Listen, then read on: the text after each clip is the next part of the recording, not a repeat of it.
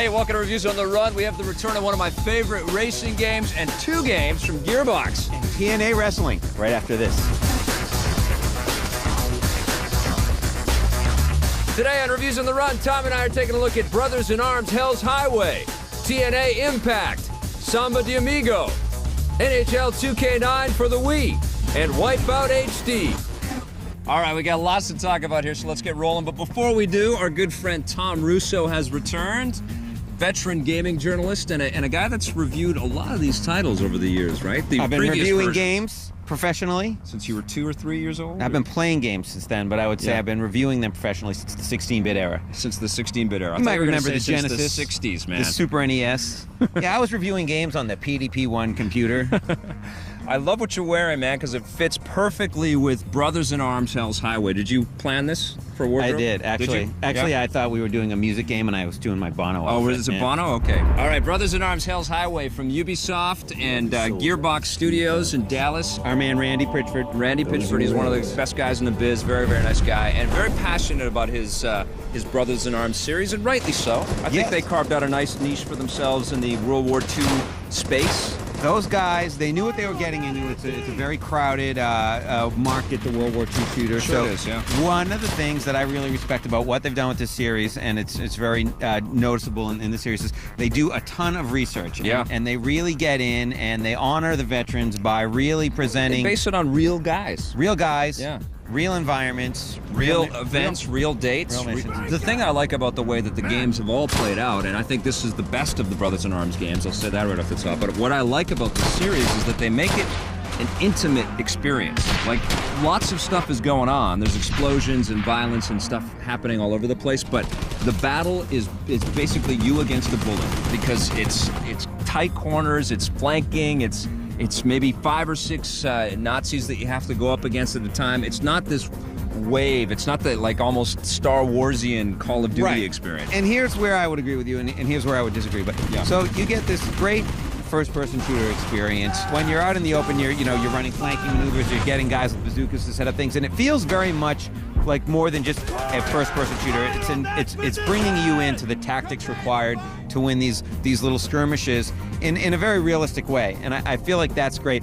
Then you get into some of the more close quarters environments, and maybe you're clearing out a house by yourself, and then it becomes more of a game. It devolves a little bit into like a quasi-Wolfenstein experience, where it's like all of a sudden it's you against a whole mansion full of Germans, and it's like, well, where's my guys? You know? The other thing I really had a problem with this game is that while they do a great job putting you right into World War II, the story and what sort of happens in the game are kind of almost detached. It's like what you're doing in the missions doesn't really feel connected, and instead you kind of get these cutscenes that feel like they're trying to be Band of Brothers, and the writing and the delivery is just not there.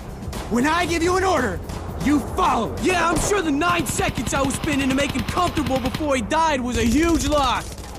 But why didn't somebody pick up Band of Brothers? Why didn't somebody just make that as a video game? Like, all of these guys tiptoe around the storylines and the events and the characters and the emotional impact of that series, but nobody's made the Band of Brothers game. I still found that some of the command issuing was a little bit wonky for me. Well, putting the cursor exactly where you want it to be, always tricky, and I found that I was letting go of the things and they were attack enemies, and I'm like, no, go to cover, go to cover. So the AI isn't perfect, and also the control configuration to handle the AI isn't perfect. I mean, compare this game to Battlefield Bad Company. It's not very realistic, it's cartoony, but just the visceral experience of playing that game is unbelievable. And, you know, Call of Duty 4 Modern Warfare was insane last year, and the new one looks incredible, World at War. I mean, I think they're going to have a tough time in the marketplace to really draw a unique spotlight to this game. I don't think it's a bad game, and I think it's definitely worth checking out. And it evolves the series, but maybe it's a little too late. I don't think it's that revolution it needed to be to compete. What are you going to give Brothers in Arms Hell's Highway? As much as I want to be nicer to it, I got to sort of go with my gut and say 7.5. Yeah, I'm 7.5 too.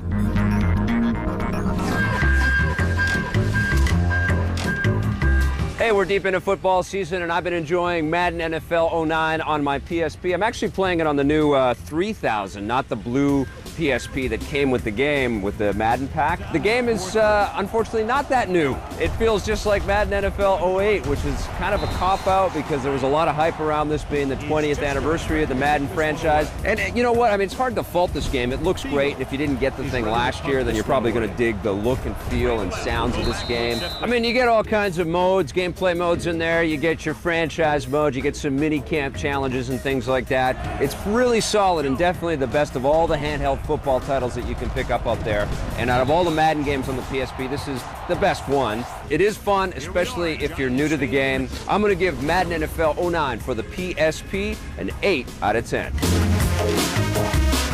All right, stick around. We're going to be right back with those half-naked, big, sweaty men that Tom loves so much. It's called TNA Impact. We'll be right back. Yeah! See how excited he is?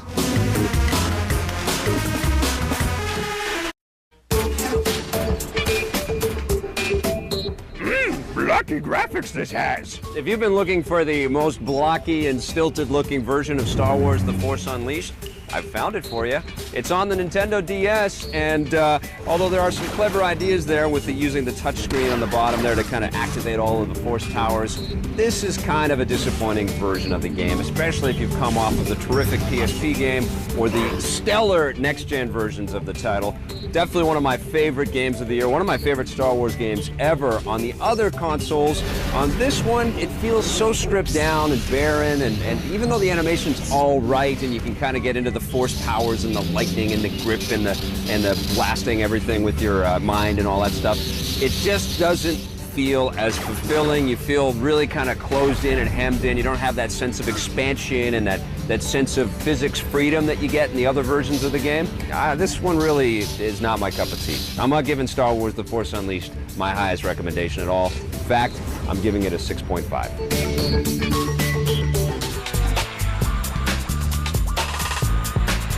Hey, welcome back. We're going to talk about one of Tom's favorite subjects here, which is hot, semi-naked wrestling, sexy men, right? That's what you like? The female wrestling. Oh, the female wrestling. I always get that confused. Yeah. We're talking about TNA Impact. It's from Midway. What is TNA? TNA stands for Totally Naked Armadillos. Totally Naked Armadillos. Totally nonsensical acronyms. Yeah. I think that's what it should be, right? It's there. actually total nonstop action. Total nonstop action. I think TRA would be a better definition for this game, which is totally repetitive action. Totally repetitive action. Yeah, but that's what you want out of wrestling, right? You want the repetition. You want to know what the moves are. You want to know what your button presses do.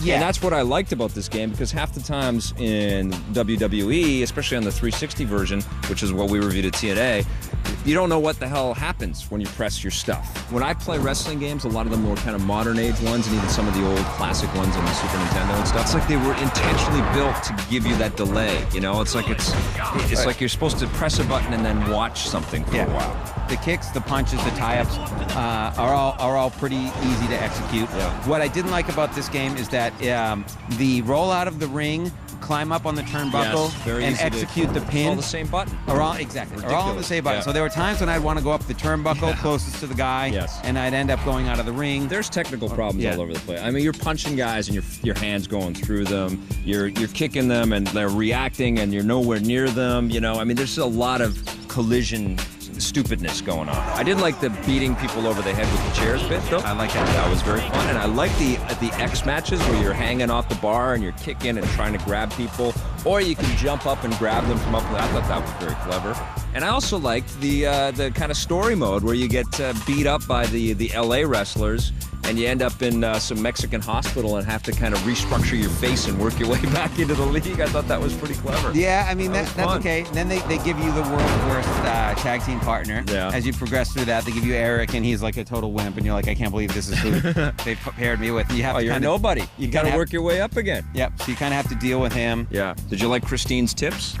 I said tips. Yes. And there aren't that many rings in the game either, and they keep them all locked up, so you have to kind of work your way in. There's like 5 or 6 rings. I would have liked to see a little bit more variation in the styles of wrestling right out of the beginning. But good graphics. The fans look awesome.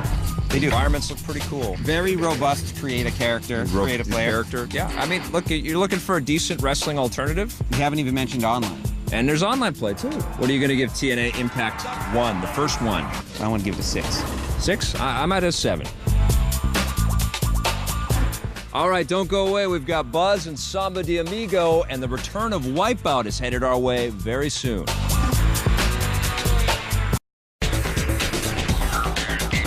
Welcome back. Tom and I are talking on one of the last days of summer here, it looks like, huh? It's beautiful. Yes. Beautiful. We're talking about NHL 2K9 for the Nintendo Wii. This is the only NHL game, kind of sim-style NHL game that you're going to be able to play this year. 2K Sports, they were pretty strongly positioning themselves as a Wii supporter with this game. We already looked at the game against EA's offering on the Xbox 360 and the PS3, and it was a solid game on the other consoles. What do you think about it on the Wii? Boy, I'm telling you, Wii owners are getting a bag of nothing this year. Yeah, they're getting stiffed a bit, It's really quite possibly the ugliest Wii game I've seen in quite some time. Well, especially when you compare it to next gen. It's just not there on the Wii. No, on the Wii you get stiff as a board fans. It actually look two-dimensional as the camera pans by. You get just really crappy looking player faces and cutaways where you get the actual player models where they just look like fish characters, like fish human beings. The controls are okay. What they've done is they've kind of magnetized the nets so that every time that you take a shot with just whipping and flicking the Wiimote around a little bit, which I like that. I like physicality kind of gave a nice the game that way. Yeah. But every time you do it, you're on target. So you'll get a lot of cheap shots. You'll get a lot of goals. And there is a balance with the AI and the goalie. They will take care of you a little bit that way. But once you get a feel for how to beat the AI, you're gonna beat it handily. You're gonna be doing those flick shots in, and they're gonna look so cheap. It's a very arcadey AI. It's very fast. It's very straight for the net kind of hockey. The one thing I did think was clever and fun, well, two things. They used the Wiimote and the nunchuck for the fighting when you get into the occasional That was good, fights. absolutely. And the Zamboni controles were kind of ridiculous and clever. I like that as well. So what are you going to give NHL 2K9? Giving it straight up 5.5. I'm going to give it a 5.5 as well. Right there with you.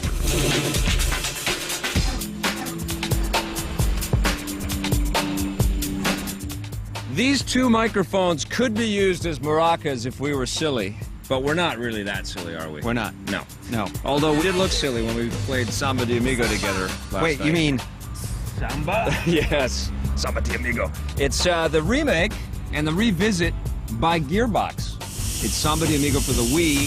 Sega brought back a beloved Dreamcast game, and it makes 100% sense on the Nintendo Wii. It really does. So let's think about the original. Okay, Yeah. so it was a set of maracas that you plugged into your Dreamcast. They were an additional hardware cost. It was $80 to get the game with Crazy. the maracas. Yeah. Expensive, but someone had the great idea of hey, we can make this game for the Wii now. Yes. And just use No the maracas. nunchuck. Yeah. And it actually makes sense conceptually, and in certain areas when you hit those notes just right, it actually makes sense physically, and it makes sense like, okay, yeah, I get this now. But then every once in a while you'll be hit by this, why am I not hitting those notes moments? And you realize this could be a lot better. This game could be a lot more fun.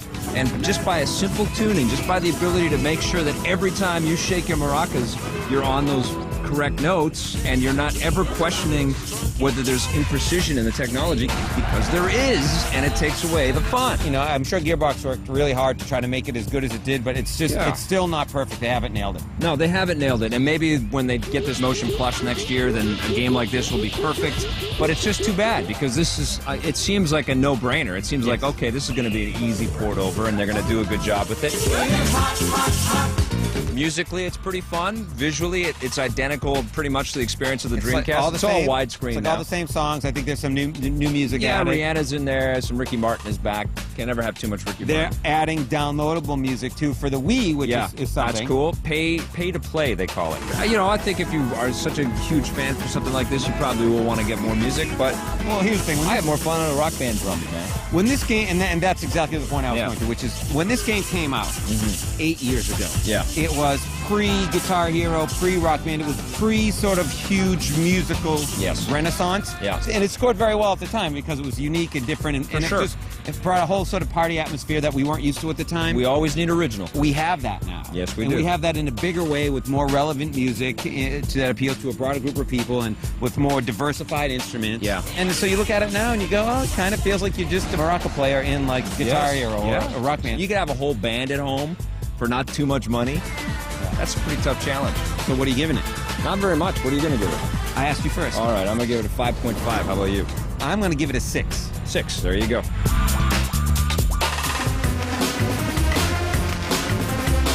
All right, we're doing something a bit different for hardware this time. We've got the new Buzz game is out for the PlayStation 3, and it can come separately if you've already got Buzz for the PS2 and you have the Buzz controllers. But we looked at the package where you get 4 of the wireless controllers, which are kind of fancy. Yes. And the Buzz game on the PS3, which is also kind of fancy and better looking and elegant, with some cool online options as well. It seems like the quiz show games are kind of like coming on strong. Obviously, Microsoft has a couple. And casual is king right now, man. And I get it, but like, do they have to make the characters so annoying? Do they have to make the hosts and like the host bugs the hell out of me? Answer fastest, score largest. Simplicity itself. The hardware itself, though, the controllers themselves, I'm not a big fan of those. Nope. They're better than the wired ones. I hated those wired ones on the PS2. And these are backwards compatible, and you can also play this game with the old controllers if you'd like to. Yeah, so if you don't want to... Yeah, so it's totally cross-compatible either way. But I'm not a fan of the way the buttons are laid out. You constantly press the wrong thing because, you know, they're all exactly uniform shape.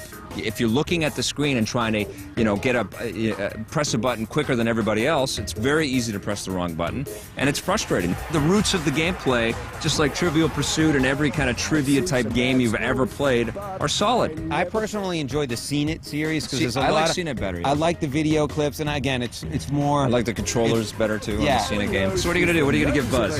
Buzz Quiz TV for the PS3. I can't give it more than an 8. That's fine. That's a solid score. I'm giving it an 8.5, and I'm recommending it. I think that PS3 owners should have something like this in their library. All right, this is the one you've been waiting for. We're taking a look at Wipeout HD right after the break.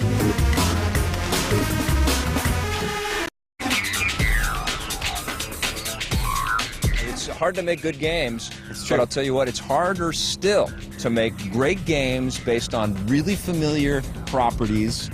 Have them out on the shelf, or at the virtual shelf, for $20. Yes. And satisfy the diehards that have been playing games like Wipeout since the original one appeared on the PlayStation 1 in 1995. And yet, Sony Liverpool has done it with Wipeout HD for the PlayStation 3. You can download this game for $20. That just blows my mind. Yeah. I cannot believe how much game you get for $20. It's pretty amazing. You have all of these incredibly detailed, beautiful tracks running in 1080p, 60 frames per second, and speeds that are just insane. The game has never run faster, looked more beautiful, and delivered as many cool features, because not only do you get all these tracks that you can race on against up to 8 competitors, either AI or human-based over online play, there's a whole kind of campaign thing. Yeah, there's like 89 different challenges in the campaign mode.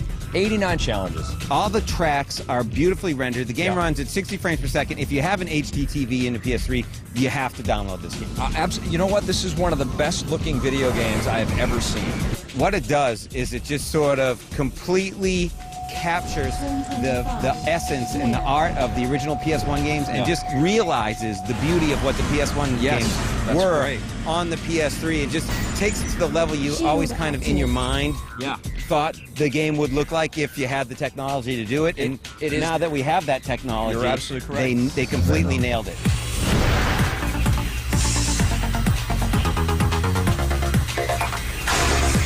All you need is a PlayStation Network account, and you can play this game solo and have an incredible time and be obsessed with beating records and winning races and then setting up, you know, your own challenges in the race box. Or you get online and play against people from all over the world and track your leaderboard stats. And the beautiful thing, and we've seen this in the PSP games, which are also both phenomenal, is Sony supports the game after they release it.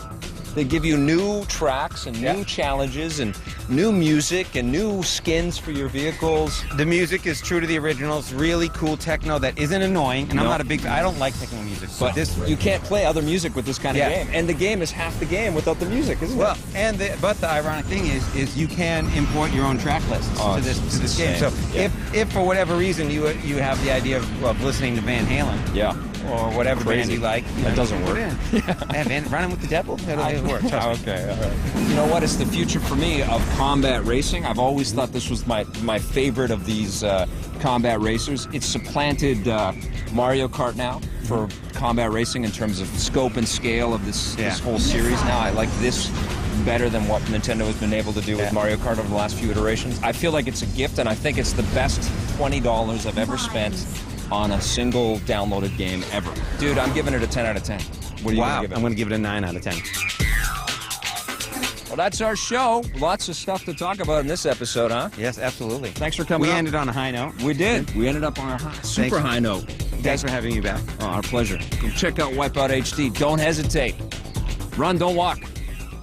Today on the show, Tom and I took a look at Brothers in Arms, Hell's Highway. The intelligent and respectful game design is better than ever, but great shooters are a dime a dozen these days, and the story for this one is a bit of a jumbled mess.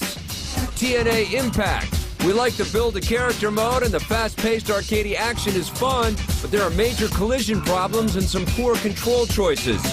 Samba de Amigo. The Latin music is fun and the cutesy crazy look is charming, but the minigames are lame and the whole experience feels really thin, especially compared to music games like Rock Band and Guitar Hero. NHL 2K9 for the Wii.